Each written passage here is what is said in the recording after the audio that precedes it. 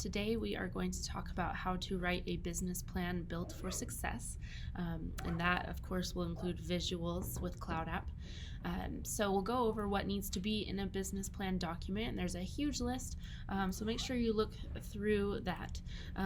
Basically, it will include anything from executive summary to market analysis to company management, partners and providers, marketing and sales strategies. Anyway, there's a huge list there. But then we'll also go into the business plan guide, and it's broken up into 8 steps. So you'll need to make sure to do your homework on your market, as well as your business. Define your plan's purpose. Tell your story within that. Turn your homework, all of your research, into documents. You'll want to make sure to back up everything that you discover and that you plan on doing. And then you'll want to build a timeline, refine your targets, and then deliver big with visuals in the end.